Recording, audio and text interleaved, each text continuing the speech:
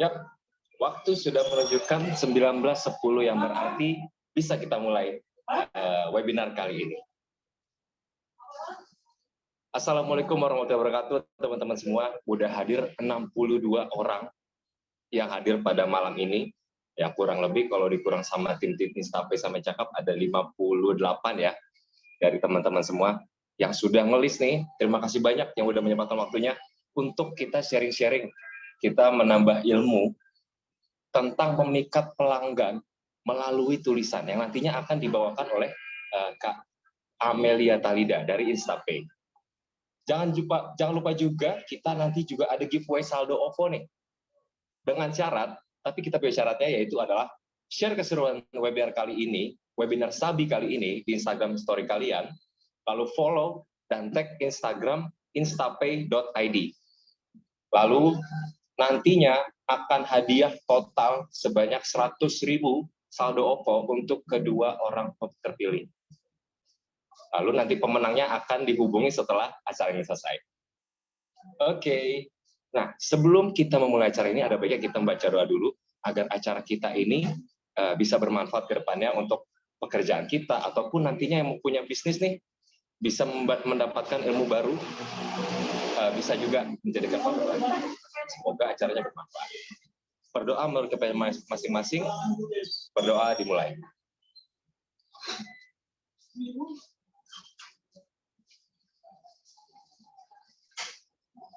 Oke, berdoa dicukupkan dan berdoa tidak pernah selesai.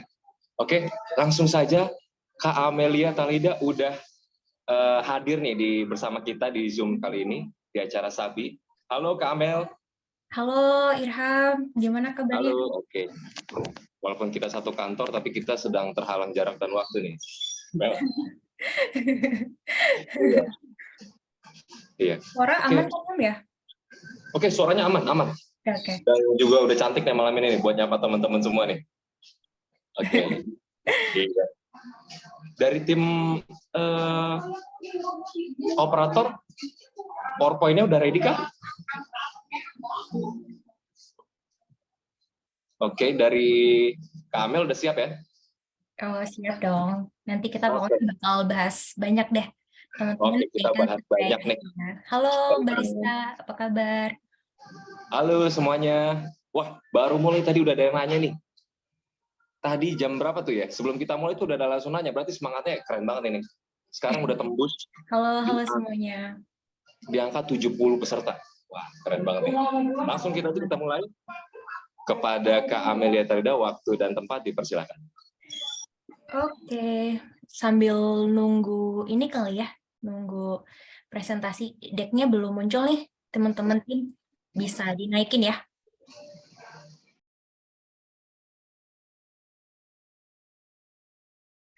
Oke, halo, selamat malam semuanya. Pertama-tama pokoknya aku mau ngucapin terima kasih banyak buat teman-teman sekalian yang udah mau nih meluangkan waktu teman-teman yang berharga buat bergabung di acara kali ini gitu. Seperti namanya, Sabi sharing bareng Instapay. Kali ini berkolaborasi sama Cakap juga ya.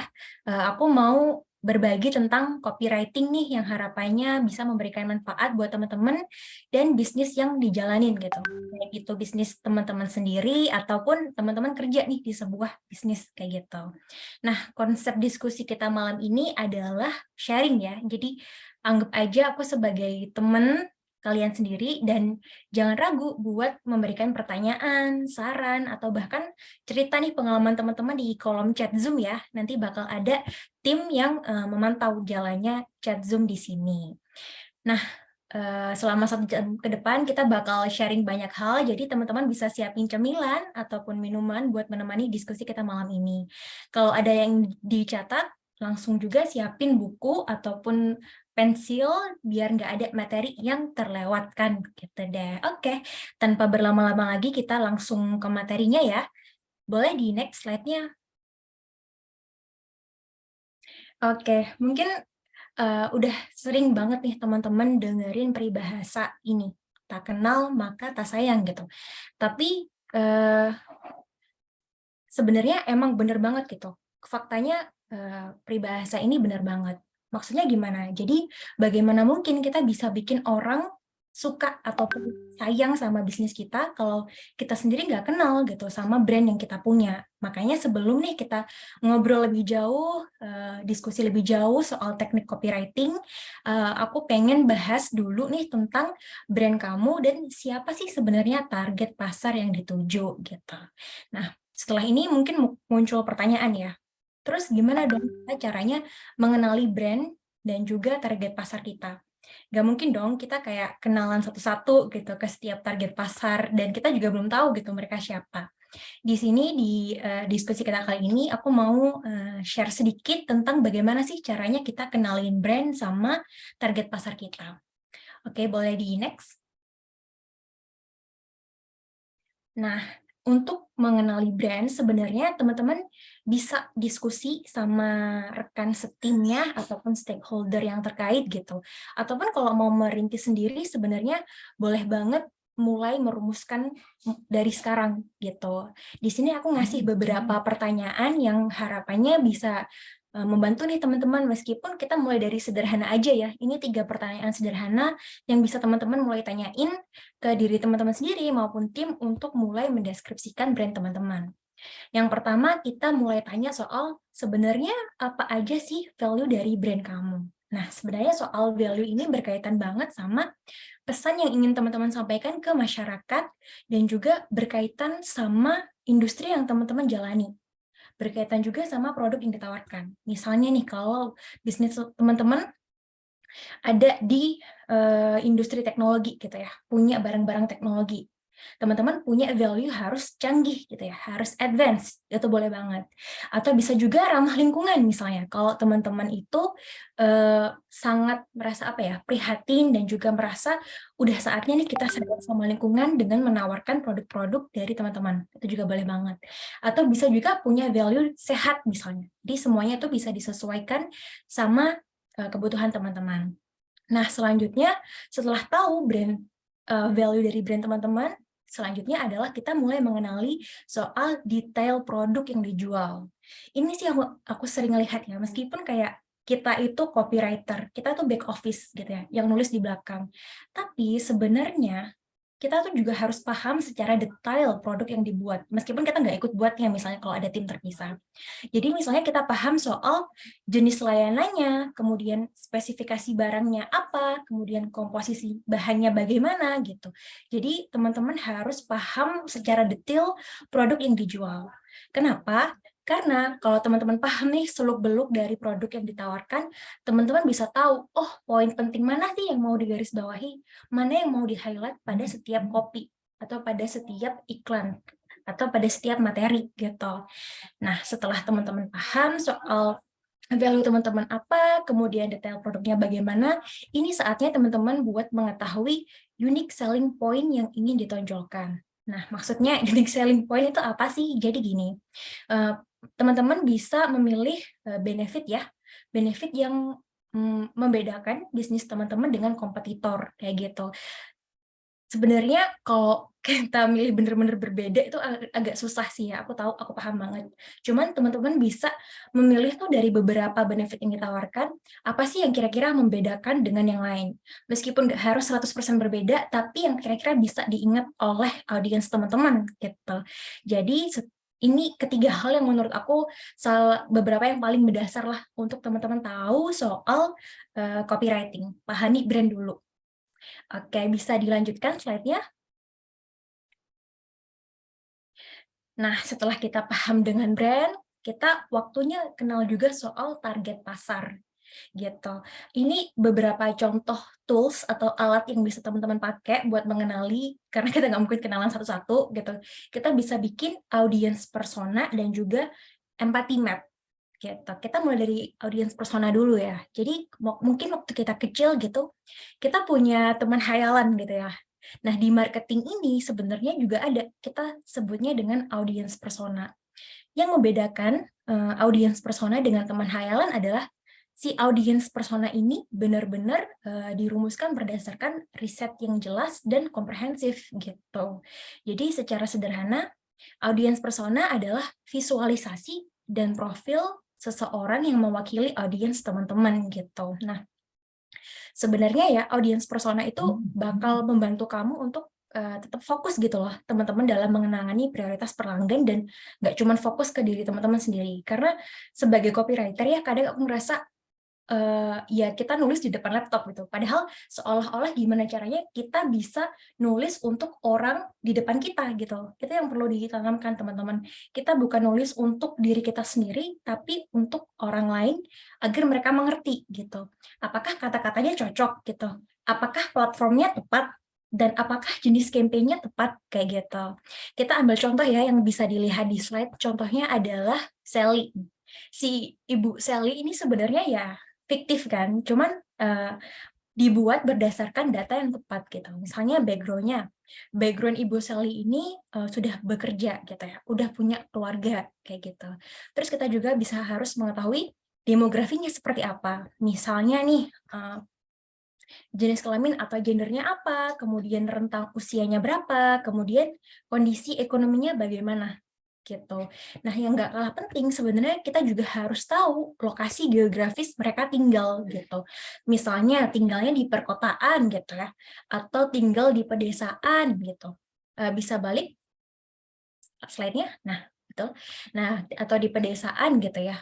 Atau kalau mau lebih spesifik lagi, teman-teman bisa nulis lokasi kota yang spesifik gitu. Misalnya kota Jakarta gitu, atau kota Medan, atau kota Surabaya gitu. Karena apa? Semua ini penting soal background, demografik, dan juga identifiers. Kita harus ngerti. Jadi, cara komunikasi kita ya, cara penulisan kita juga itu berbeda-beda tergantung siapa kita berbicara. Misalnya untuk orang dengan rentang usia 20 sampai 25 tahun, pasti beda dong cara komunikasi kita sama orang yang berusia 30 sampai 40 gitu. Jadi kalau kita tahu nih target pasar kita siapa, rentang usianya bagaimana, kita bisa pilih kata-kata yang tepat gitu. Nah, ini soal audience persona itu menurut aku salah satu yang paling mendasar ya. Kalau teman-teman mau mengetahui lebih dalam lagi soal target pasar, bisa mulai membuat empathy map. Ya, apakah udah ada yang pernah dengar sebelumnya soal empathy map? Jadi ini sih teman-teman. Empathy map sendiri sebelumnya itu dibuat untuk desain, lebih tepatnya untuk desain. Dia dibuat oleh seseorang bernama Dave Gray. Dia seorang visual artist ya yang bekerja di sebuah perusahaan simulator penerbangan bernama Explain. Nah, dibuatnya empathy map ini untuk mengurangi nih miskonsepsi atau miskomunikasi atau kesalahpahaman tentang wawasan pembuat produk terhadap kondisi audiensnya gitu. Nah, sebenarnya empathy map adalah alat kolaboratif ya teman-teman. Jadi teman-teman bisa merumuskan empathy map ini sama kayak audience persona berkolaborasi dengan teman-teman tim-tim yang terkait gitu. Biar tahu beberapa aspek penting yang perlu kita ketahui dari user persona kita. Nah, kalau di empathy map ada beberapa hal mendasar yang kita tanyakan. Misalnya, apa sih yang audiens kita dengar dan rasakan? Kemudian apa sih yang audiens kita katakan dan lakukan? Kemudian apa sih yang mereka lihat gitu?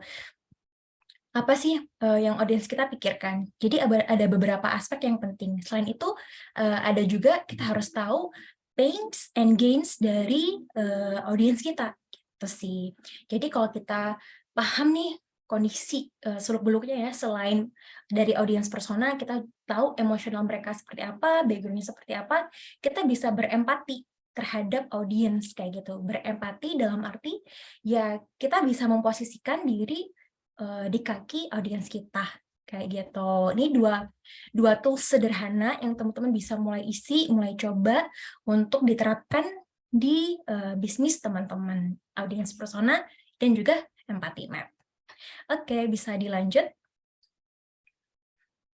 Oke, setelah kita paham nih soal brand itu apa, kemudian cara untuk mengenali audiens persona kita ya, kita juga harus kenal yang namanya brand tone of voice.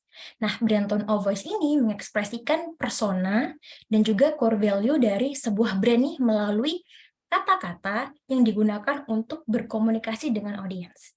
Jadi, brand tone of voice ini kata-kata yang kita pilih atau cara yang kita pilih untuk berkomunikasi dengan audiens. Nah, apa sih yang kita komunikasikan? Nah, yang kita komunikasikan itu harus berlandaskan dari brand voice gitu. Nah, kita kan tadi udah tahu ya beberapa value kita yang kita deskripsikan di awal gitu, core value kita apa aja. Nah, itu juga menjadi landasan saat kita bikin brand tone of voice gitu. Ini misalnya aja nih teman-teman lihat contohnya dari Uber ya. Uber itu punya beberapa brand voice yang ingin di-highlight, yang ingin digarisbawahi gitu. Misalnya dia bold, direct, dan with heart. Jadi setiap copywriter, content writer, ataupun tim marketing yang terkait ya dalam membuat suatu komunikasi harus berdasarkan 3 hal ini kayak gitu. Oke, bisa dilanjut.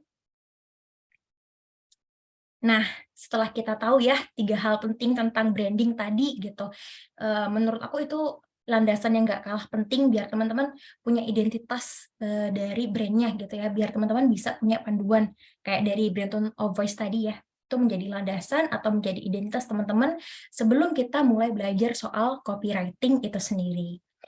Oke, mungkin sekarang waktu yang ditunggu-tunggu yaitu apa sih sebenarnya copywriting? Gitu. Jadi sebenarnya copywriting adalah sebuah teknik membujuk pelanggan melalui tulisan untuk melakukan suatu aksi sesuai dengan tujuan sebuah brand. Ingat ya yang digarisbawahi, membujuk untuk melakukan suatu aksi. Membujuk untuk melakukan suatu aksi. Jadi emang tujuan dari copywriting sendiri adalah untuk membujuk pelanggan ya, melakukan sesuatu aksi. Itu yang harus teman-teman pahami dulu. Nah, aksi yang dimaksud di sini itu apa? Ya, bebas disesuaikan sama kebutuhan dari bisnis teman-teman.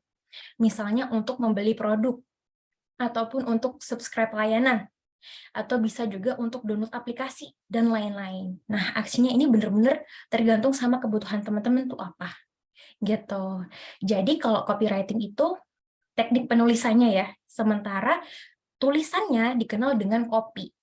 Gitu. Jadi kedepannya nanti kalau aku ngomong kopi itu bukan kopi yang diminum, tapi kopi maksudnya tulisan iklan gitu ya teman-teman, copywriting dan copy. Oke, sampai sini paham ya? Oke, bisa dilanjut dong slide selanjutnya.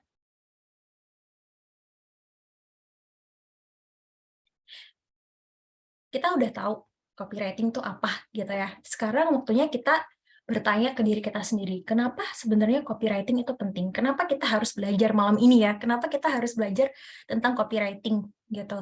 Terlepas dari skillnya itu sendiri, aku mau fokus kenapa menguasai copywriting itu penting untuk bisnis teman-teman, atau kalau mungkin teman-teman bekerja ya, kenapa skill copywriting itu penting untuk bisnis tempat teman-teman bekerja. Yang pertama, menghubungkan bisnis teman-teman dengan pelanggan gitu.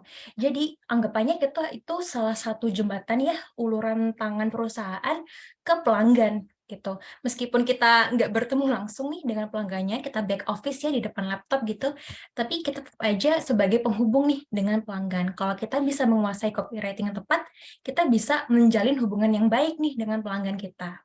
Terus yang selanjutnya, bisa digunakan untuk menangkap perhatian calon pelanggan dengan memperkenalkan produk sebaik mungkin.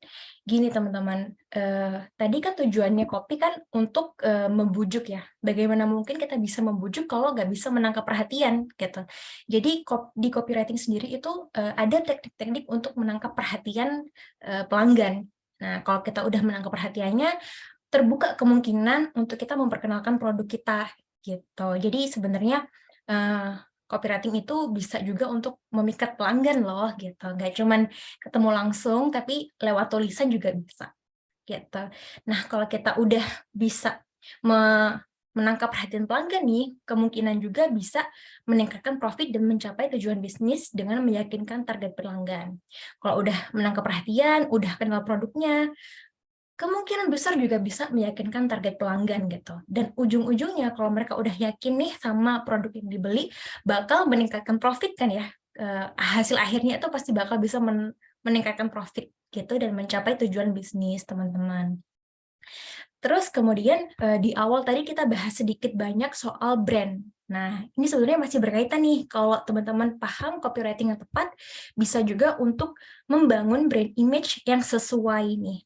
Terserah teman-teman disesuaikan kebutuhan brand image-nya seperti apa, bisa dicapai dengan copywriting yang efektif.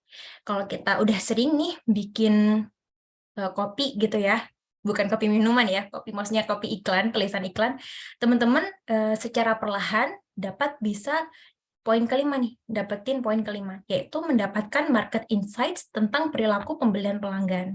Kenapa? Karena kita kan misalnya bikin iklan ya, oh ternyata yang berhasil itu iklan dengan variabel A gitu, atau variabel B gitu ya.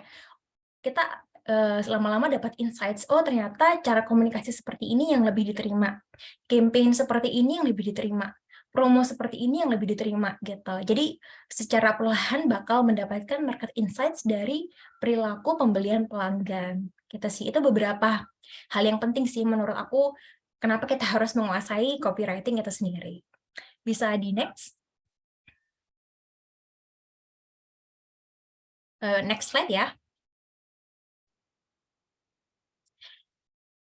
Terkadang orang masih banyak yang punya miskonsepsi gitu ya antara copywriting dan content writing gitu. Apakah karena sama-sama writing dua-duanya hal yang sama gitu? Kenyataannya kan enggak. Jadi copywriting dan content writing itu dua hal yang berbeda. Meskipun nanti teman-teman menjadi dua-duanya ya baik copywriter ataupun content writer gitu. Tapi teman-teman harus paham bedanya itu apa gitu, karena biar teman-teman bisa membedakan jenis tulisan yang dibutuhkan pada waktu itu. Oh, ternyata tujuannya ini, makanya dia menggunakan teknik yang ini gitu. Yang pertama dilihat dari tujuannya. Kalau yang tujuan copywriting adalah untuk meyakinkan audiens. Meyakinkan audiens ya, kayak tadi membujuk atau meyakinkan audiens. Sementara content writing itu tujuannya adalah untuk mengedukasi audiens. Nah, di sini bedanya ya. Yang satu biar mereka melakukan sesuatu, yang satu biar mereka teredukasi gitu.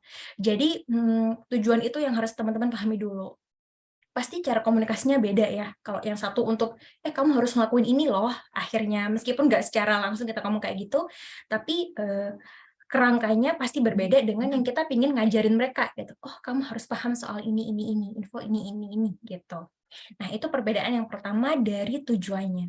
Yang kedua adalah dari panjang konten. Nah, ini nih yang salah satu paling mencolok lah yang aku lihat ya.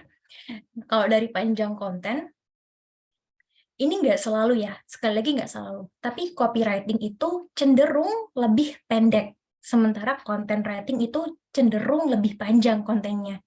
Jadi di situ, yang satu lebih pendek karena fokus ya, oh kamu harus ngelakuin ini. Sementara yang satu kan pengen mengedukasi. Kalau pengen mereka paham tentang edukasi sesuatu informasi gitu ya, kan pasti dibutuhkan konten yang lebih panjang. Karena ada beberapa informasi yang harus dimasukkan ke dalam konten tersebut gitu ya teman-teman. Itu perbedaan yang kedua. Selanjutnya soal dari jenis strategi nih, teman-teman yang nggak kalah penting juga. Jadi copywriting itu biasanya lebih langsung gitu ya. Kamu harus melakukan ini. Jadi itu strateginya lebih ke jangka pendek teman-teman, dan biasanya lebih langsung terlihat gitu ya, misalnya penjualan gitu, atau angka download gitu, itu dari jenis strateginya. Sementara kalau content writing itu sendiri jauh lebih panjang jenis strateginya. Kenapa? Karena untuk mengedukasi orang tentang suatu kesadaran tertentu butuh waktu kan ya biasanya. Jadi itu sih perbedaannya jenis strateginya. Yang satu jangka pendek, yang satu jangka panjang. Gitu. Mungkin bisa dilanjut slide-nya. Nah, ini ada pertanyaan singkat nih dari aku gitu. Menurut teman-teman, manakah yang termasuk copywriting? A, iklan dari iPhone itu ya, atau B, artikel blog. Coba ditulis di kolom komentar Zoom, kolom chat Zoom ya. Oke, aku tunggu dulu nih sampai teman-teman jawab dulu. Pada banyak yang A ya, artikel blog juga ada. Oh, ini B-nya nggak ada yang jawab ya? Ada yang B, artikel blog ya. Oke, kebanyakan aku lihat A ya. Oke, jadi teman-teman, yang termasuk copywriting adalah yang A, bener banget. Yang luar biasa, luar dalam gitu, lebih singkat gitu. Jadi gini, contoh dari iklan Itu atau contoh dari copywriting maksud aku itu misalnya iklan, bisa online ads, bisa berupa iklan konvensional gitu ya, yang di TV gitu, itu juga termasuk copywriting. Bisa juga slogan atau tagline, bisa juga email marketing, bisa juga push notification marketing gitu, dan lain sebagainya. Sementara content writing itu yang jauh lebih panjang, contohnya kayak B gitu ya. Dia kan 7 cara biar kita kenal soal content marketer gitu ya, 7 teknologi yang penting untuk content marketer biasanya. Kan itu diuraikan panjang ya, karena tujuannya untuk mengedukasi gitu. Sementara yang satu untuk lebih, oh gue harus melakukan sesuatu gitu misalnya. Jadi contohnya content writing itu bisa artikel blog, script video juga bisa teman-teman, script podcast maksud aku, terus bisa juga tutorial misalnya tutorial bikin kue itu termasuk content writing teman-teman. Terus ada ebook juga, itu beberapa contoh ya dari content writing dan juga copywriting. Oke, next. Nah, selanjutnya kita pahami bareng-bareng soal bagian-bagian copy. Bagian-bagiannya ada apa aja sih di copy? Nah, ini ada 4 bagian yang menurut aku mendasar sih teman-teman. Nggak harus dipakai di waktu yang sama, kayak dalam satu copy harus ada 4 bagian gitu. Sebenarnya nggak kayak gitu, disesuaikan aja sama kebutuhan teman-teman. Misalnya kalau emang cuman butuh satu bagian aja, misalnya cuman headline aja gitu, itu juga sebenarnya nggak gitu ada masalah sih, tergantung kebutuhannya teman-teman. Jadi yang bagian pertama itu biasanya di paling atas adalah headline. Headline ini biasanya ditulis yang paling besar ya, karena dia berfungsi sebagai penarik perhatian. Karena dia penarik perhatian biasanya kan yang paling besar ya, dan paling atas gitu. Baru di bawahnya ada yang namanya subheading. Nah, fungsi dari subheading ini adalah untuk menjelaskan dari headline. Oh, jadi kalau headline kan biasanya lebih singkat gitu ya, ataupun kata-katanya lebih menarik perhatian gitu. Kadang-kadang kata-katanya pakai yang unik juga kan, misalnya kayak viral gitu atau apa gitu ya. Nah, itu bisa dijelaskan di bawahnya lewat subheading gitu. Sedikit penjelasan tentang headline-nya. Di bawah subheading ada body copy nih. Body copy atau inti dari iklan itu sendiri. Biasanya kita akan memaparkan value proposition atau apa yang kita tawarkan melalui body copy itu sendiri. Nah, baru di akhir nih, setelah mereka tertarik, paham headline-nya, kemudian tahu nih body copy-nya apa, kita harus ngarahin mereka untuk melakukan sesuatu. Cara kita ngarahin mereka adalah pakai call to action gitu, biar nggak nanggung kan, kayak oke, gue tertarik nih, tapi apa gitu ya. Kita harus mengarahkan lewat call to action. Nah, di call to action ini kita mengajak audiens melakukan sebuah aksi. Aksinya tadi kembali lagi ya, bebas apa aja, bisa download, bisa subscribe, dan lain-lain. Tergantung kebutuhan dari iklan tersebut atau dari copy tersebut. Nah, biar lebih jelas nih ya gambarannya buat teman-teman, sebenarnya bagian-bagiannya kayak gimana sih kalau udah jadi sebuah copy gitu ya. Bisa di next slide-nya. Nah, ini contohnya. Jadi paling atas itu ada headline ya. Kayak aku bilang tadi, biasanya yang paling besar, kemudian di bawahnya ada subheading, sedikit yang menjelaskan soal headline-nya itu apa sih maksudnya. Kemudian yang tombol merah itu adalah call to action. Contohnya di sini adalah sign up. Jadi mereka bisa mendaftarkan emailnya untuk mengikuti program yang ditawarkan. Itu sih, gitu. Udah mulai kebayang lah ya di sini kalau udah jadi sebuah copy tuh kayak gimana bentukannya gitu. Oke, bisa di next. Nah, sekarang kita pahami bareng-bareng pelan-pelan soal teknik umum yang ada di copywriting, teman-teman. Nah, teknik ini sebenarnya menurut aku ya, nggak pakem kayak harus selalu pakai salah satu teknik gitu. Kayaknya nggak sekaku itu, tapi teknik ini penting buat teman-teman.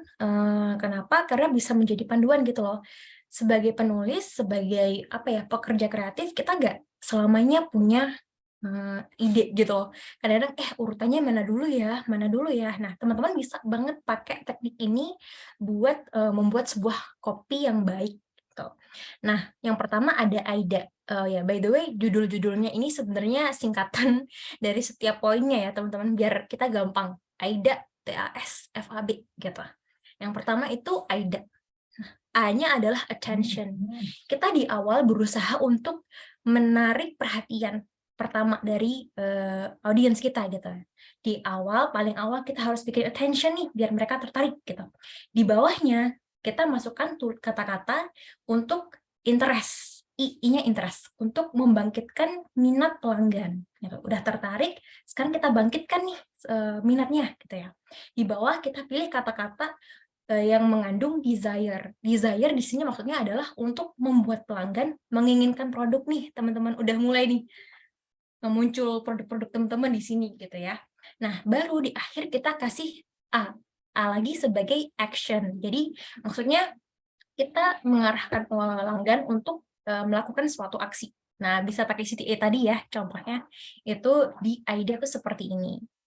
Nah, terus selain AIDA, teman-teman bisa juga mulai pakai PAS. Ini menurut aku salah satu yang paling sederhana dan salah satu yang bikin orang tuh relate gitu atau apa ya, dekat gitu sama iklan yang teman-teman kasih. Jadi PAS, P-nya problem, A-nya agitate, S-nya solution gitu ya teman-teman. Problem, agitate, solution. Kayak ada alurnya problem, agitate, solution gitu.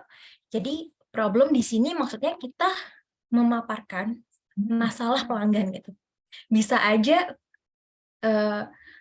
teman-teman harus tahu kira-kira kan tadi waktu bikin empathy map kita ada pain ya di situ. Pain atau problemnya mereka itu apa.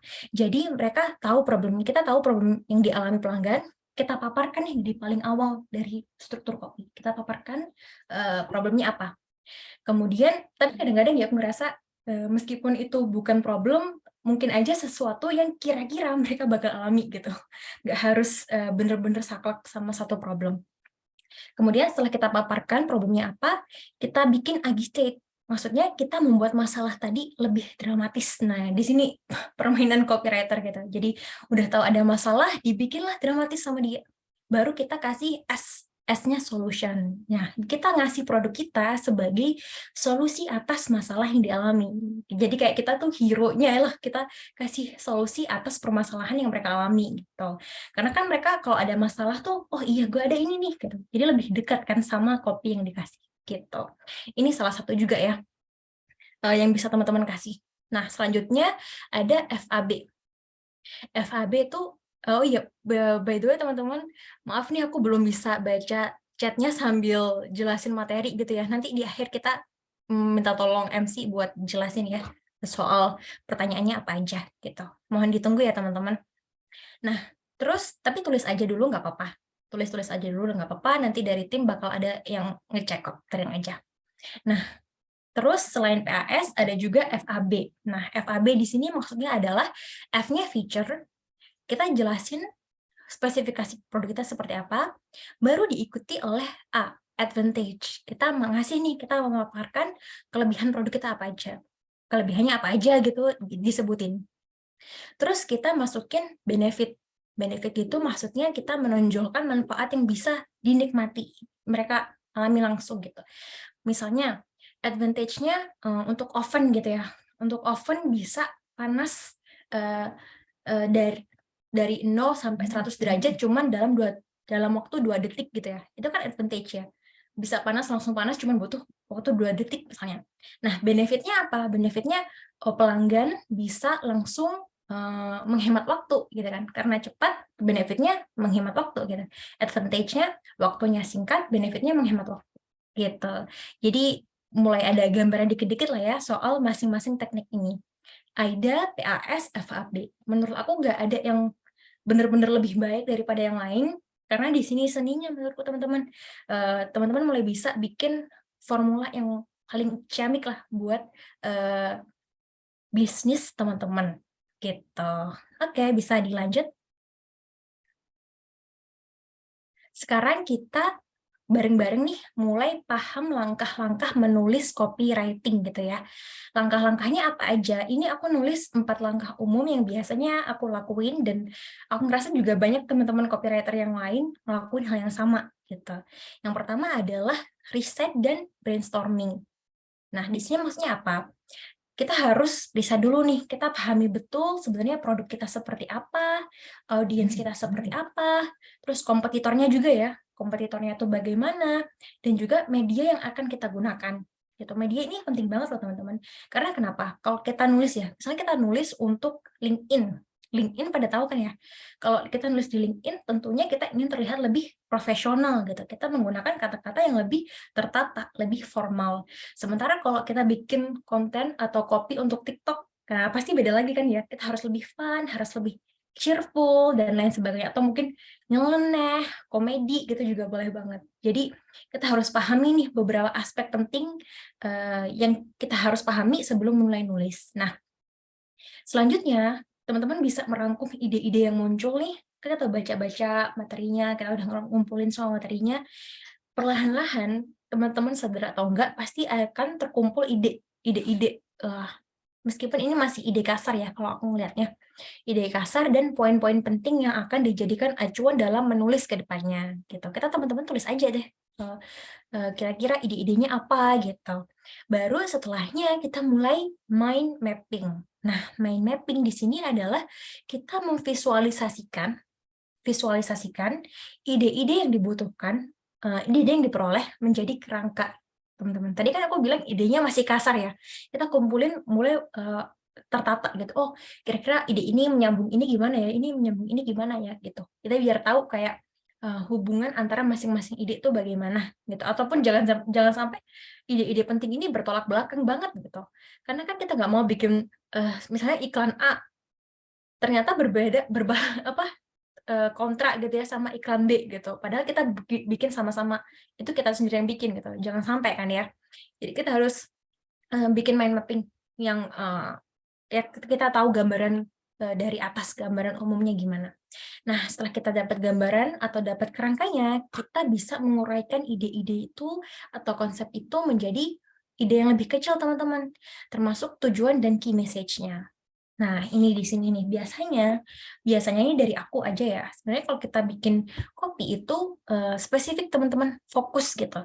Biasanya tujuannya itu satu copy untuk satu key message. Ya, sebenarnya nggak menutup kemungkinan ya kalau mau lebih dari satu key message gitu, kemungkinannya tetap ada. Cuman biasanya satu iklan itu key message-nya satu, biar fokus. Oh, aku harus ngelakuin apa gitu. Audiensnya bisa lebih paham sebenarnya maksudnya apa. Nah, setelah teman-teman tahu nih, bisa menguraikan, kayak meretelin semuanya gitu ya, ide-idenya menjadi ide yang lebih kecil, teman-teman bisa mulai menulis copy. Nah, menulis copy ini, teman-teman bisa menulis ide-ide tadi menjadi sebuah copy sesuai struktur yang dibutuhkan. Tadi kan ada 4 struktur ya, teman-teman nggak perlu kayak harus semuanya ada, disesuaikan aja sama kebutuhannya seperti apa, medianya seperti apa. Nah, ini langkah keempat ya teman-teman, sebenarnya nilai lebih banget sih kalau menurut aku, teman-teman yang bisa melakukan poin keempat ini. Kenapa? Karena kalau kita bisa mereview nih bareng orang lain gitu ya, kita bisa paham sudut pandang yang bisa membantu kita untuk menguji kualitas kopi itu sendiri. Gitu. Mengujinya gimana? Karena ini yang aku alami sendiri ya juga sebagai penulis gitu. Terkadang ya menurut aku ini sudah benar gitu ya, udah oke nih kayaknya gitu. Cuman sebelum kita upload, sebelum kita naikkan itu iklannya, kita bisa nguji dulu nih sama tim kita gitu. Kalau ada tim marketing bisa tuh didiskusikan bareng-bareng.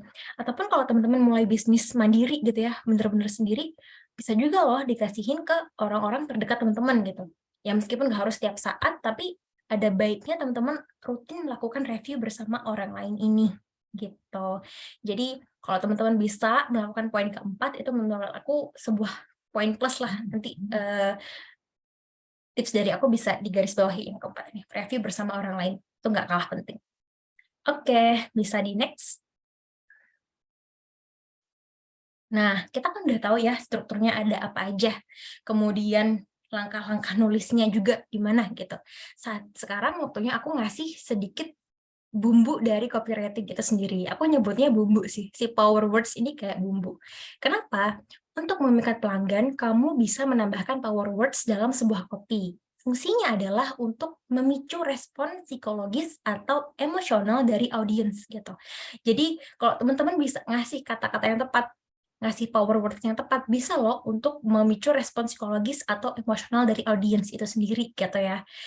Kalau strukturnya udah bagus, pilihan katanya juga udah masuk semua ya iklannya, udah efektif. Nah, ini waktunya teman-teman pilih power words yang tepat. Ini beberapa contoh aja ya, misalnya aku tulis di sini, tapi teman-teman bisa banget mengembangkan jadi banyak banget sesuai kebutuhan dan kreativitas teman-teman aja. Yang pertama adalah menunjukkan urgensi waktu. Nah, power words yang menunjukkan urgensi waktu tuh maksudnya gimana ya? Gitu. Misalnya, hanya hari ini, terbatas, segera, sekarang juga gitu. Orang-orang kan jadi lebih apa ya, punya urgensi buat aku harus cepet-cepet nih, harus cepet-cepet nih gitu. Nah, itu contoh dari power words yang menunjukkan urgensi waktu. Nah, selanjutnya ada juga yang menawarkan keuntungan. Menawarkan keuntungan di sini maksudnya ketika audiens kita baca gitu ya, mereka tahu oh aku akan dapat keuntungan ini secara langsung gitu. Misalnya ya kita contoh. Yang pertama adalah diskon, kemudian harga spesial, bisa juga cashback gitu kan. Jadi disadari atau enggak sebenarnya ini loh teman-teman, beda diskon sekian persen gitu ya dari harga normalnya itu ngaruh loh dari psikologis audiens gitu. Kalau teman-teman emang mau punya program diskon gitu boleh banget disesuaikan sama budget dan teman-teman harus cantumin tuh power words-nya diskon atau harga spesial atau cashback gitu juga boleh. Itu contoh-contoh kata-kata dari yang menawarkan keuntungan ya. Nah, selain itu ada juga kata-kata yang memberikan kemudahan, power words yang memberikan kemudahan ya. Misalnya nih, karena mudah kan, jadi anti ribet, praktis, cepat gitu, nggak pakai lama gitu kan ya. Jadi sekali audiens ngeliat tuh langsung, oh iya ya, aku nggak perlu ribet ya. Berarti kan nggak ribet kan sebenarnya ya sinonim aja dari kemudahan gitu kan. Nah, kemudahan ini teman-teman rangkai sedemikian rupa biar menghasilkan kata-kata kreatif yang lain gitu. Teman-teman bisa bikin kata-kata kreatif teman-teman sendiri gitu. Oke, di next. Selanjutnya adalah tentang media. Nah, tadi aku sempat nyinggung sedikit ya. Nah, sekarang kita bedah lebih dalam nih, teman-teman. Media untuk menulis copywriting. Secara umum ya, sebenarnya ada dua. Yang pertama tradisional dan juga digital. Kenapa ada dua? Karena sesuai perkembangan zaman ya. Dulu awalnya ya yang lebih ke tradisional gitu. Tapi sekarang balik lagi banyak yang digital gitu ya. Teman-teman juga pasti lebih sering scroll HP gitu daripada ngelihat pamflet di jalanan gitu kan. Nah, yang tradisional ada apa aja sih? Misalnya untuk media cetak gitu ya, ada majalah, pamflet, brosur, itu juga termasuk media copywriting loh teman-teman. Selanjutnya ada broadcasting. Nah, di broadcasting ini contohnya adalah saluran TV. Nah, itu juga termasuk copy, karena banyak iklan kan yang teman-teman lihat. Itu juga contoh dari media copywriting. Yang selanjutnya ada media luar ruangan. Nah, media luar ruangan ini biasanya kita temui waktu beraktivitas sehari-hari gitu. Misalnya di billboard gitu, atau ada banner besar gitu teman-teman lihat. Nah, itu juga termasuk media copywriting. Hal itu tradisional ya. Sekarang kita lanjut ke yang digital.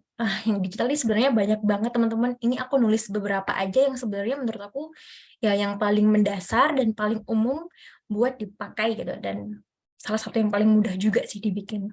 Yang pertama ada website, ada media sosial, ada video digital, ada email marketing, ada mobile ads, dan juga e-katalog gitu. Jadi copywriting-nya juga pasti menentukan ya, sesuai medianya gitu. Kalau mau website seperti apa, misalnya bisa pakai kata-kata yang lebih banyak gitu. Sementara kalau video misalnya, video teman-teman harus bikin skrip gitu ya. Kalau untuk media digital, media sosial gitu, teman-teman harus update sama tren, misalnya kayak gitu. Jadi bisa menyesuaikan media-media ini dengan bagaimana kita menulis. Nah, menurut aku ya yang aku ngerasa sayang banget gitu kok banyak yang melewatkan nih baik dari pebisnis atau copywriter itu sendiri banyak yang melewatkan tentang katalog produk teman-teman. Ini aku tulis e-katalog karena maksudnya kan digital ya, jadi bukan katalog yang majalah lagi tapi e-katalog gitu. Nah, e-katalog ini aku ngelihat kalau sebenarnya itu sangat penting. Kenapa? ya ujung dari sebelum bayar nih, sebelum transaksi gitu ya, si audiens kita, pasti mereka baca katalog dulu kan. Nah, di katalog itu biasanya kan ada keterangan soal produk dan lain-lain. Kalau kita males ya udah kosongin aja, udah kita bikin iklannya, kan sayang banget ya udah ngeluarin uang buat bikin iklan tapi di katalognya gak dimaksimalkan gitu. Jadi di kesempatan kali ini aku pengen bahas sedikit tentang katalog gitu. Mungkin soal media-media lain teman-teman sering dengar gitu ya. Yang unik dari webinar kali ini adalah soal e-katalognya. Nih, teman-teman bisa mulai dapat informasi baru nih soal e-katalog. Oke, boleh di next slide-nya. Nah, buat teman-teman gitu, aku ya paham kalau yang masih mulai merintis bisnis ataupun yang masih meraba-raba kira-kira media untuk katalognya apa, belum ada resource buat bikin website gitu ya. Teman-teman bisa mulai pakai ya, katalog produk nih atau e-katalog dari Instapay gitu. Instapay ini kalau teman-teman mau bikin katalognya benar-benar gratis, 100% gratis, bisa langsung download ya di App Store ataupun di Play Store untuk langsung bikin sendiri di HP teman-teman. Nah, kenapa unik nih si katalog e-katalog Instapay itu unik? Karena bisa dibagikan dalam bentuk link. Si pelanggannya itu nggak perlu punya aplikasi Instapay, bisa bertransaksi langsung dengan aman lewat website atau e-katalognya itu sendiri.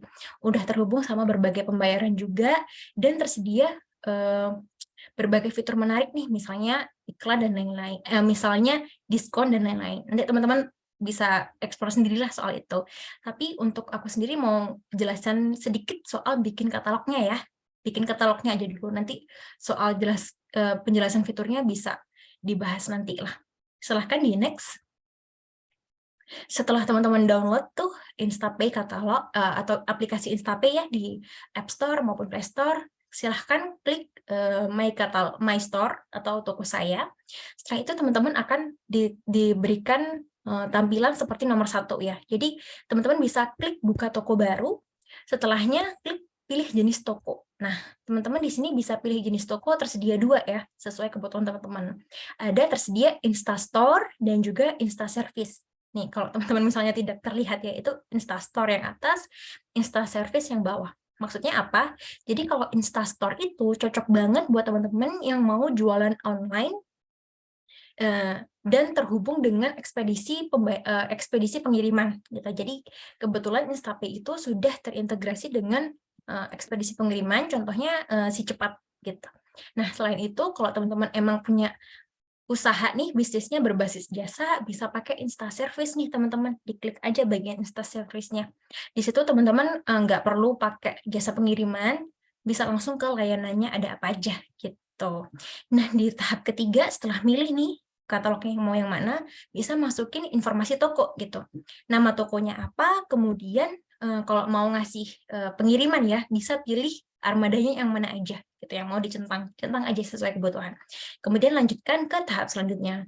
Nah, di tahap ini teman-teman bisa menambahkan produknya sesuai kebutuhan, misalnya fotonya dan lain-lain sesuai kolom. Kemudian selesai deh, teman-teman bisa langsung bagikan linknya ke pelanggan. Gitu. 5 cara mudah lah membuat katalog. Semudah itu bikin katalog lewat handphone. Nggak perlu belajar coding dulu, nggak perlu biaya langganan, karena Instapay 100% gratis, bebas biaya langganan. Gitu. Oke, next-nya. Oke, balik lagi karena kita ngobrolin soal copywriting ya, kalau aku pribadi pengen bahas lebih dalam soal deskripsi produk nih, di katalognya. Nah, di sini nih tempat teman-teman untuk show yourself gitu. Nah, kenapa deskripsi produk itu penting? Jadi, pelanggan kan punya kebutuhan ya untuk memahami produk sebelum membeli. Memahami sebelum membeli. Apalagi saat belanja online gitu, kan pelanggan nggak bisa menyentuh langsung nih produknya gitu. Jadi mereka wajib untuk baca dengan detail kira-kira informasi apa aja yang dicantumkan. Nah, manfaatkan kolom deskripsi ini untuk memberikan informasi yang jelas dan persuasif. Gitu ya, jelas dan persuasif untuk pelanggan. Misalnya menjelaskan komposisi produk atau mencantumkan benefit, atau bisa juga teman-teman ngasih cara penyimpanan produknya gitu ya, dan lain-lain. Benefitnya juga. Nah, biar lebih jelas, aku kasih contoh deh di slide selanjutnya, bisa di next. Ini salah satu contoh deskripsi produk dari brand, mungkin cewek-cewek tahu, BLP, dia baru ngeluarin lip vinyl shade-nya ini yang glim ya. Glim atau glam bacanya. Jadi ini aku ambil contohnya dan aku highlight satu-satu tuh. Sebenarnya mana bagian benefit, mana bagian komposisi, mana bagian warna, mana bagian cara penggunaan gitu. Jadi teman-teman bisa lihat contohnya, jelaskan. Kalau kita lihat dari benefit misalnya, tampilan bibir tampak penuh secara instan dengan satu polasan. Itu kan menarik banget gitu ya. Mereka udah tergambar, oh benefitnya aku dapat seperti ini. Kemudian dicantumkan juga sama dia komposisinya ada apa aja gitu. Komposisi penting misalnya kayak sunflower seed oil, macadamia seed oil, dan lain-lain. Kemudian dituliskan juga warnanya ada apa aja gitu. Oh, bukan itu maksudnya. Dicantumkan warna, jadi mereka bisa ada gambaran meskipun nggak swatch atau nggak pakai langsung, tergambar sebenarnya warnanya itu apa sih gitu. Misalnya warna coklat susu yang sekian-sekian itu. Jadi tergambar lah. Baru ditutup dengan cara penggunaannya gitu. Cara penggunaannya jelas bagaimana. Meskipun nggak pakai langsung, tapi tergambar gitu teman-teman. Ini contohnya. Bisa dilanjutkan? Next slide. Oke, ini sedikit dari aku aja, my personal tips gitu ya teman-teman, dari pengalaman aku sendiri yang ingin aku bagikan di kesempatan yang berharga ini gitu. Yang pertama, teman-teman bisa mulai memahami kaidah penulisan yang benar untuk menunjang kredibilitas bisnis. Ini yang menurut aku membedakan copywriter nih, orang yang benar-benar mendalami penulisan gitu ya, dengan ya orang yang nyambi-nyambi gitu kerjanya nulis iklan. Jadi kalau kita paham kaidah penulisan yang tepat, menurut aku ya sedikit banyak pasti akan menunjang kredibilitas bisnis gitu. Dimulai dari hal yang sederhana aja, kayak penulisan awalan di gitu ya. Di sebagai kata keterangan tempat dan juga di sebagai kata kerja itu kan beda ya. Yang satu dipisah, yang satu digabung. Misalnya di sekolah dan dicuci. Itu kan penulisannya beda. Nah, kalau teman-teman paham nih, kaidah penulisan pelan-pelan teman-teman pahami, itu menurut aku bisa banget menunjang kredibilitas bisnis teman-teman. Oh, ini bisnis ini nulisnya aja benar, pasti mau nih meluangkan waktu benar-benar untuk menulis dengan kaidah yang tepat gitu. Nah, menurut aku salah satu akun yang membantu aku ya waktu mulai belajar perlahan-lahan itu ada narabahasa di Instagram teman-teman. Teman-teman bisa cek dan ngikutin narabahasa itu seperti apa, karena menurut aku sendiri terbantu gitu. Bahkan untuk orang yang emang hobi dan kerjaannya nulis, terbantu banget. Menurut aku setiap hari kita bisa belajar hal yang baru. Nah, selain itu teman-teman bisa menambahkan rima pada kata-kata yang tepat gitu. Misalnya teman-teman dengerin lagu ya. Ketika teman-teman dengerin lagu, biasanya yang melekat adalah kata-kata yang berima gitu. Misalnya A berakhir A, U berakhir U. Nah, itu yang dimaksud rima. Jadi kalau teman-teman nulis dengan pakai rima, kemungkinan bisa juga untuk membuat pelanggan tuh lebih ngena gitu. Tulisan kita lebih ngena di hati pelanggan. Selain itu, teman-teman juga jangan sampai meremehkan ide-ide kecil yang muncul di kehidupan teman-teman sehari-hari nih. Kenapa? Kadang kita tuh kayak meremehkan, ide jelek nih, nggak penting gitu ya. Tapi teman-teman harus tahu kalau tulisan yang jelek selalu bisa diedit biar bisa jadi ciamik gitu ya, biar bisa jadi menarik. Tapi kita nggak akan pernah bisa mengedit kertas kosong, teman-teman. Jadi tulis aja ide-ide itu ke dalam catatan, jangan ragu, tulis aja dulu. Nanti kita kalau ada waktu bisa menguraikan lagi menjadi tulisan yang lebih baik gitu. Nah, selain itu nomor keempat yang menurut aku nggak kalah penting adalah teman-teman bisa perluas referensi dengan menonton atau membaca banyak iklan, misalnya dari Facebook Ads Library. Nah, menurut aku Facebook Ads Library ini salah satu perpustakaan, bentuknya nggak persis perpustakaan ya, tapi salah satu tempat untuk kita belajar lebih dalam soal iklan-iklan. Kenapa? Karena kita bisa melihat siapa aja yang bikin iklan di Facebook gitu. Jadi kita bahkan bisa melihat iklan dari kompetitor gitu. Jadi oh, kompetitor nulis iklannya seperti ini gitu. Kita bisa nulis. Nah, ini coba teman-teman catat Facebook Ads Library. Nah, bisa digali lebih dalam lah ya nanti. Setelah acara teman-teman bisa langsung coba cek gitu. Iklannya ada seperti apa aja. Nah, selanjutnya teman-teman bisa juga mengikuti perkembangan tren agar tetap relevan dengan kondisi pasar. Nah, kenapa ini penting? Apalagi kalau teman-teman lebih mengunggulkan atau lebih mendalami soal media digital gitu ya. Itu kan cepet banget. Mungkin teman-teman juga tahu, oh tren hari ini apa, yang trending hari ini apa, langsung ganti-gantikan.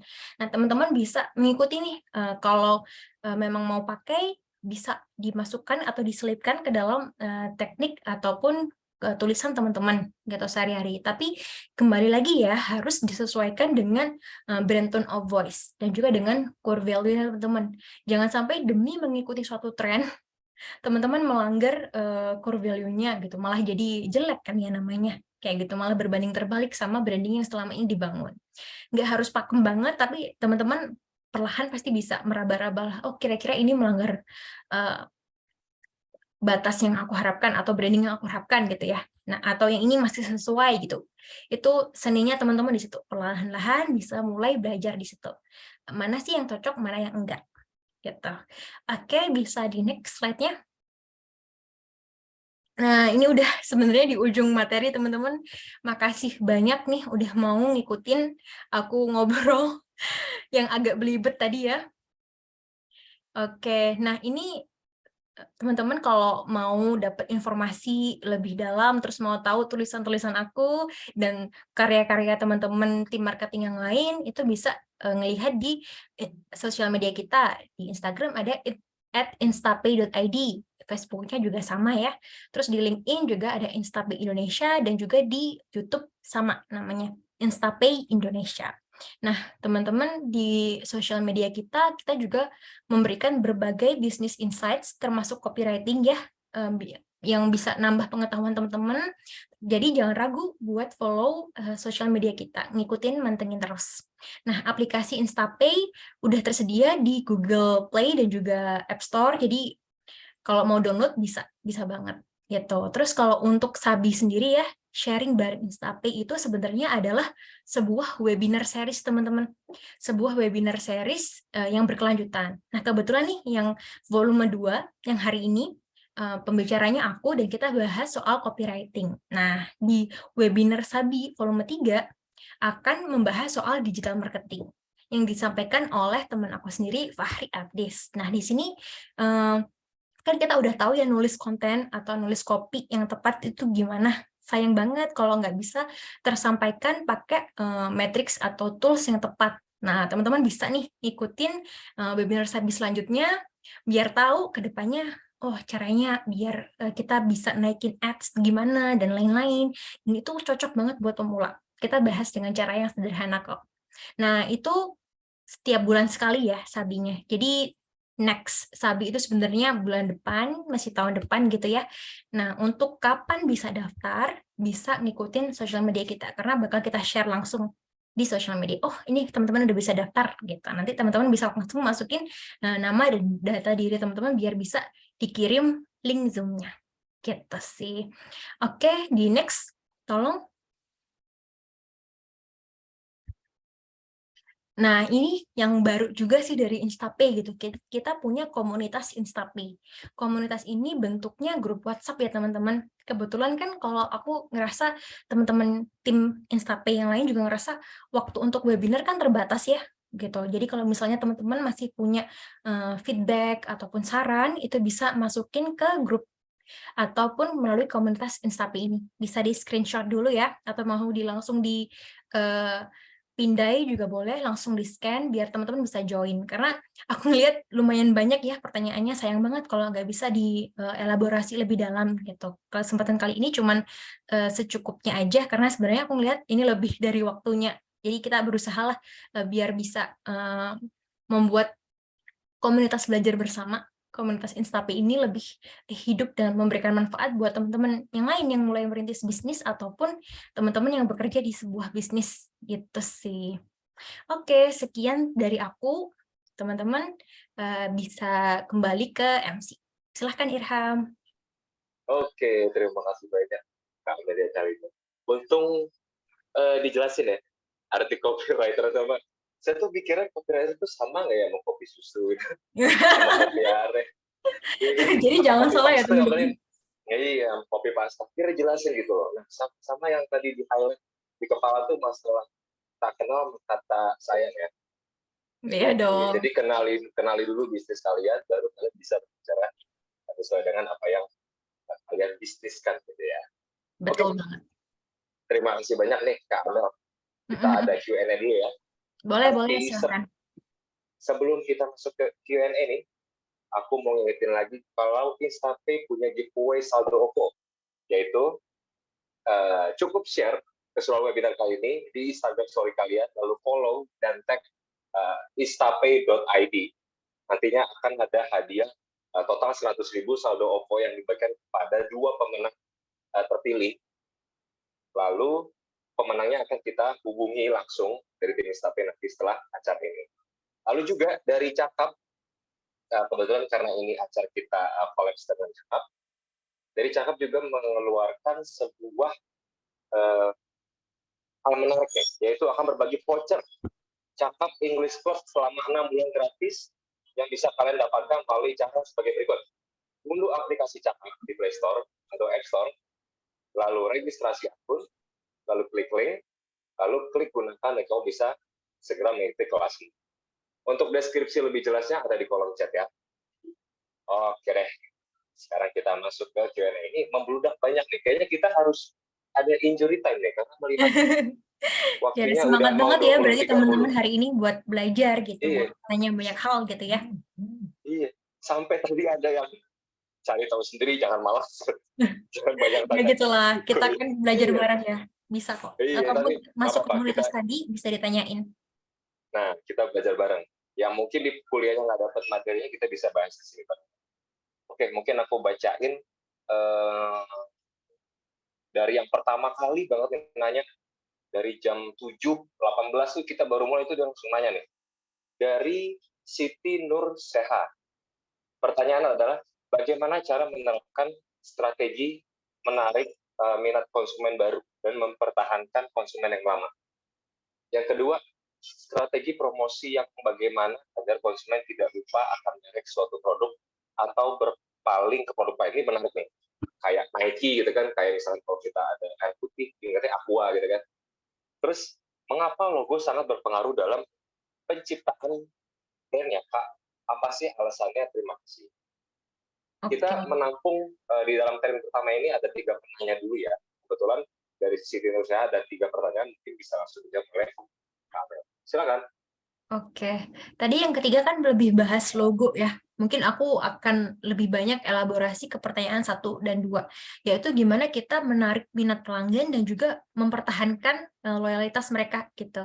Nah, kalau aku menjawabnya tentu dari sisi penulisannya, dari segi copywriting maupun content writing.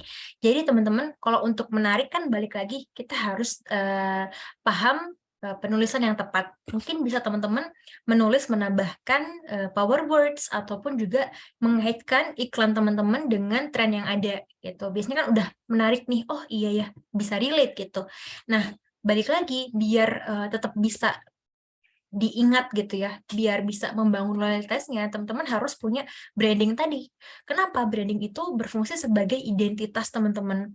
Jadi penulisannya konsisten, unik, dan juga mudah diingat. Itu teman-teman menurut aku yang nggak kalah penting, kita punya penulisan yang menarik, dan untuk mempertahankannya, kita punya identitas yang konsisten. Gitu. Jadi membangun branding tadi ya. Terus kalau untuk logo tuh sebenarnya bagian dari branding loh teman-teman, bagian dari brand identity gitu. Jadi kalau teman-teman logo itu kenapa nggak sesering itu ganti, kadang kan ya menyesuaikan aja gitu. Mungkin ada yang ganti tapi kan nggak sering. Nah itu karena berfungsi sebagai identitas. Bagaimana mungkin teman-teman bisa dikenal kalau identitasnya nggak konsisten gitu ya. Jadi soal logo itu masih berkaitan juga sama copywriting atau penulisan atau tone of voice kita. Bagian dari branding atau brand identity gitu. Mungkin bisa.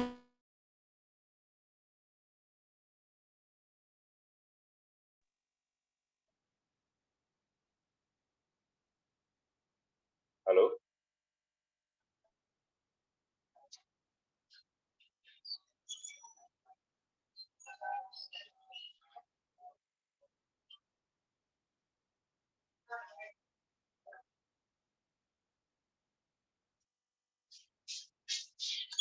Sepertinya Kak Amel lagi masalah koneksi nih ya. Kita tunggu sebentar ya, sampai kita tersambung lagi sama Kak Amelia. Ini pertanyaannya membludak banyak banget. Dan nanti ada pertanyaan menarik nih, biar si konsumen itu nggak bosen, ada batasan kata nggak sih dalam penulisan, dalam copywriting itu ada batasannya nggak sih? Ini juga kadang-kadang saya pertanyakan tuh, kira-kira orang bakal bosen nggak ya kalau misalkan dalam copywriting itu kita banyak gitu loh kata-katanya. Terus juga tadi sama, kan biasanya kan apakah sebuah copywriting itu bisa menjadi sebuah salah satu ciri khas dari sebuah brand. Oke, contohnya kita ngelihat air putih deh. Pasti kalau kita di coffee shop atau di mana gitu mintanya aqua gitu kan. Nggak bisa, jarang-jarang mungkin kita mintanya ada le mineral. Oh, pasti kita bilangnya aqua. Mungkin ada salah satu yang melekat dari si aqua ini akhirnya menjadi salah satu orang mencari air putih, bukan air putih sih, air bening ya. Kalau air putih susu dong, gitu kan. Ya kita mereka nyarinya aku. Nah, udah gabung lagi bersama kita, Kamel. Ada masalah koneksi Sorry, tadi ya? ya sorry masalah koneksi. Sekarang kedengeran gak ya suaranya? Oke, sip. Oke, jadi chat di aku hilang, Ham. Mungkin bisa dijelasin lagi? Ada pertanyaan Oke, apa selanjutnya? tadi dari Nur Seha ya. Sebentar. Karena dia nanya pertama, jadi harus. Ini mungkin aku stop video ya, biar lebih jelas. Oh, boleh. Tadi Nur Seha itu, yang kedua adalah strategi promosi yang bagaimana agar konsumen tidak lupa akan merek atau suatu produk yang atau berpaling ke produk lain. Yang kedua ini. Itu tadi udah dijelasin belum ya? Udah hilang belum ya suaraku tadi? Soalnya udah aku Kayaknya jelasin. pas lagi hilang deh kayaknya. Tadi bahas logo. Oke, sekarang suaraku kedengeran gak ya? Aman. Jadi sebenarnya kalau logo tadi ya, itu bagian dari brand identity nih teman-teman. Jadi kenapa logo itu harus konsisten? Karena itu bagian dari identitas teman-teman. Bagaimana mungkin orang bakal mengingat teman-teman nih kalau teman-teman nggak punya identitas kan? Kalau identitasnya ganti-ganti gitu. Jadi menurut aku penting banget kita punya punya logo yang selalu konsisten gitu. Mungkin bisa dilanjut Ham pertanyaannya yang lain?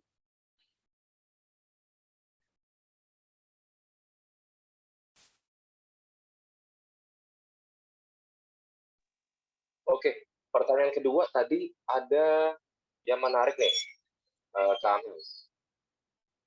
Sebentar. Ini apakah ada batasan dalam copywriting biar si pembacanya ini nggak bosen gitu loh? Itu dari Karunia Sambas.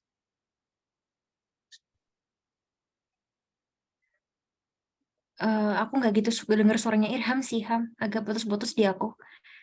Bisa Halo, diulangin nggak? udah jelas, Kamel? Oke, boleh. Mungkin dari Irham boleh di stop video dulu kali ya, biar aku lebih dengar. Oh, boleh. Stop video dulu Maaf ya. ya, teman-teman yang lain. Lagi ada kendala nih, sinyal. Oke, boleh dilanjut, Ham?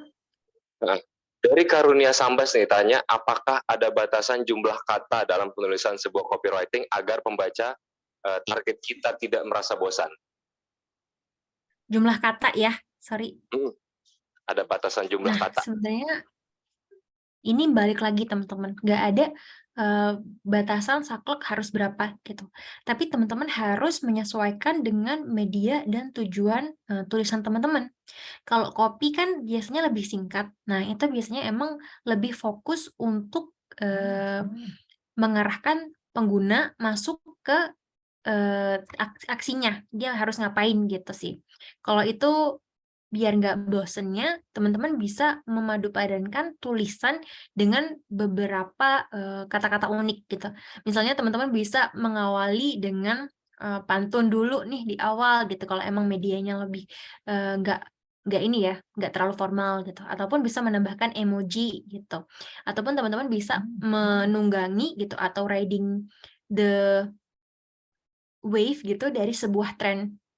Itu menurut aku salah satu cara biar lebih ini sih nggak bikin bosen gitu. Itu cara sederhana aja dari aku. Mungkin jawabnya singkat-singkat dulu aja kali ya, Ham. Kasihan teman-teman yang lain nggak dapet pertanyaan. Iya. Di luar yang ngechat sebenarnya ada yang raise hand juga nih, tapi kita karena mendahulukan yang di chat, jadi mohon maaf ya yang raise Sebenarnya nggak hand. apa-apa sih, yang raise hand dulu boleh. Dari Vicky, silakan deh.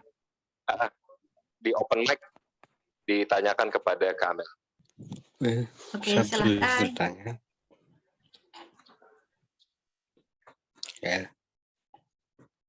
Ya, silakan. Silakan Mas Vicky ya. Oke. Pertanyaannya ini. Oke, boleh. Apa saja tantangan dan langkah yang harus dilakukan oleh seorang copywriting dalam penjualan produk perusahaannya, khususnya katalog?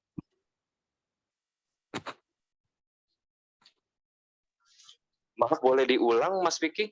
Soalnya agak kurang jelas ya. Ya. Apa saja ciri-ciri dari copywriting dan content writing dalam dunia penulisan untuk mencapai target pendapatan? Oke, terdengar jelas Kamel dari pertanyaannya? Oh, sepertinya Kamel hilang koneksi lagi nih. Mungkin dari Mas Vicky boleh dibantu ditulis di kolom chat ya pertanyaannya. Ya, di kolom chat sudah ada. Oh, udah di chat, udah di ini ya tulis ya. Mungkin boleh ditulis lagi biar muncul paling bawah nih, biar langsung dinotis sama Kamel nanti. Soalnya takutnya ntar dia kan lagi masalah koneksi nih, nggak kebaca gitu.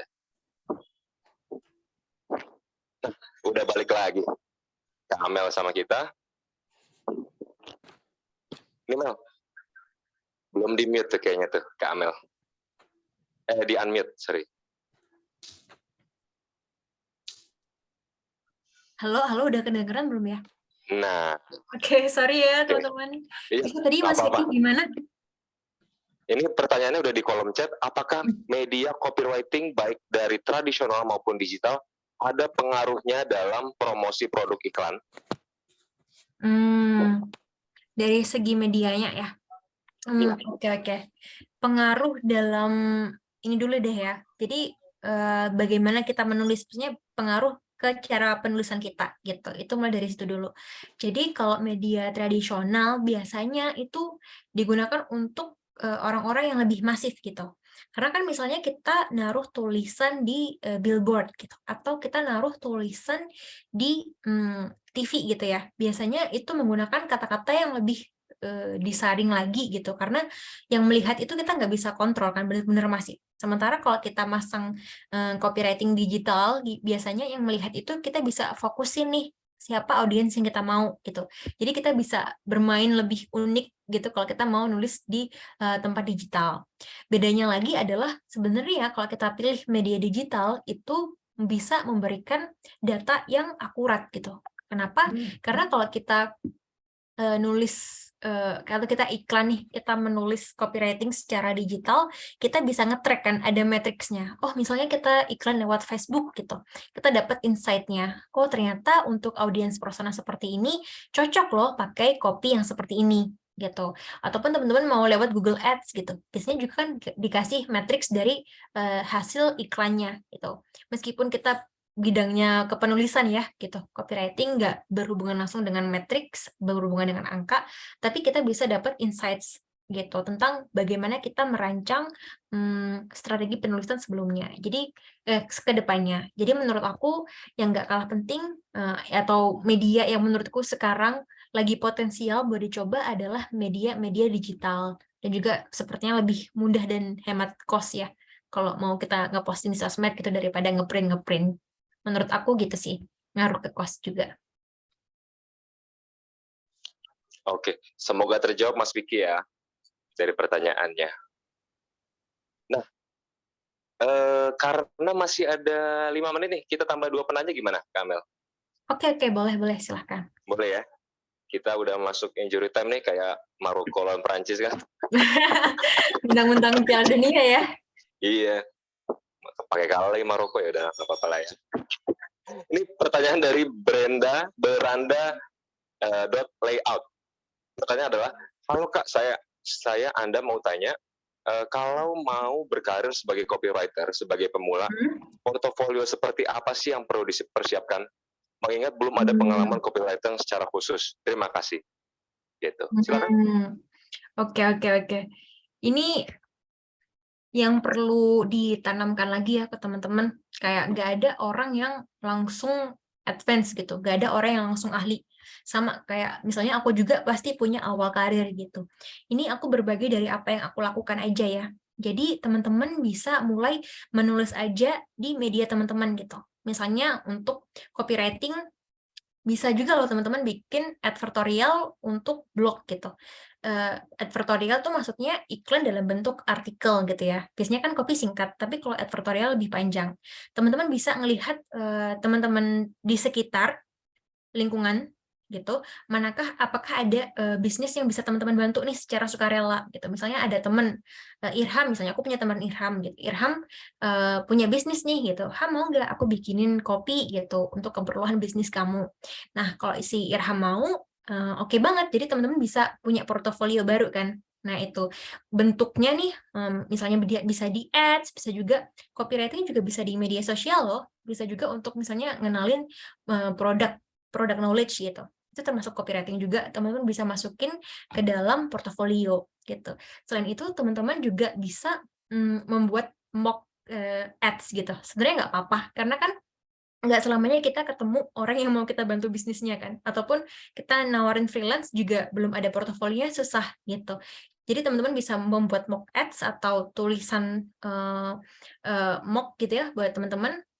Tulis aja dulu gitu. Misalnya perusahaannya fiktif gitu, tidak ada. Tapi teman-teman bisa mulai menulis misalnya, oh untuk iklan di social media seperti ini, push notification-nya seperti ini gitu. Meskipun tidak 100% udah dirilis gitu, tapi paling enggak recruiter bakal bisa ngelihat teman-teman, oh kalau seandainya nih aku tempatkan dia untuk nulis iklan sosial media, dia bakal nulis seperti ini gitu. Ya, nggak apa-apa. Menurut aku namanya portofolio, apalagi di awal karir, boleh banget untuk membuat mock artikel gitu atau mock social media ads gitu. Oke, itu sih kalau saran dari aku ya. Oke, kita lanjut. Semoga terjawab ya tadi pertanyaannya. Ada yang hands up lagi nih. Tadi siapa boleh hands up lagi mungkin? Dari Andi. Iya, sama-sama Mbak Beranda. Mas atau Mbak Beranda layout. Halo. Andi. Ya, silakan. Selamat malam, saya mau bertanya ya. Boleh. Kan saya ini maaf ya, gimana bilangnya? Saya ini kan penulis novel. Nah, saya rencananya ingin membuat kayak content writing kayak di Instagram gitu. Jadi kayak yang berhubungan dengan personal branding saya sebagai penulis, yang dimana seseorang bisa mengenal saya. Kira-kira apakah bisa untuk seorang penulis menulis konten-konten yang berhubungan ya kayak sistem carousel gitu Kak, ada unsur AIDA, attention, interest, desire, dan action. Kira-kira bisa atau enggak ya untuk seorang penulis yang baru gitu? Oke, makasih ya pertanyaannya Mas Andi gitu. Ini aku jawab dari sudut pandang aku ya. Jadi menurut aku nggak ada yang nggak mungkin untuk seorang penulis gitu. Penulis itu kan yang penting kita, apalagi penulis novel gitu, biasanya emang punya basic ataupun bahkan passion gitu ya untuk nulis. Nah, selain skill kita bisa perdalam, kita juga bisa loh menggeser skill kita tuh ke samping gitu. Pertama, aku bisa content writing dulu. Sebenarnya basic aku tuh content writing, tapi aku juga belajar soal copywriting gitu. Karena udah terjun nih di perusahaan, aku belajar juga soal copywritingnya. Bisa juga aku belajar script writing gitu, soal penulisan sebuah video gitu misalnya. Jadi menurut aku pasti apakah bisa banget gitu. Karena teman-teman bisa melebarkan ke samping skill penulisan teman-teman gitu. Nah, kalau tadi kan sempat menyinggung juga nih soal personal branding dan juga bikin konten carousel gitu ya. Itu bisa dicoba banget karena jenis-jenis kontennya juga kadang bagaimana kreativitasnya kita gitu.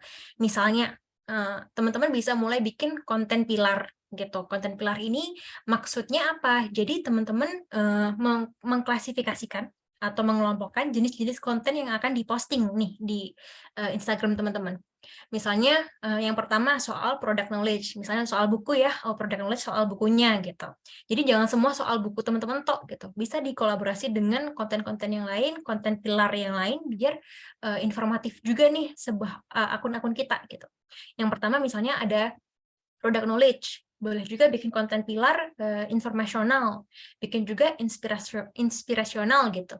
Ataupun bisa juga bikin konten-konten yang pilarnya engagement. Jadi tujuannya adalah untuk berinteraksi dengan audiens kita. Tuh, misalnya kita bikin konten tanya jawab gitu ya di story gitu ataupun polling gitu. Itu sebenarnya juga termasuk konten engagement karena kita mau mengajak audiens kita gitu. Nah, kalau kita masukin konten product knowledge semua nih di akun kita pasti mau nggak mau lama-kelamaan bakal boring ya. Jadi ini saran aja dari aku, teman-teman bisa menyelingi juga dengan misalnya konten pilar yang kedua tadi informasional. Jadi seputar tips-tips menulis ataupun informasi yang berkaitan dengan cerita teman-teman. Jadi misalnya novel gitu ya.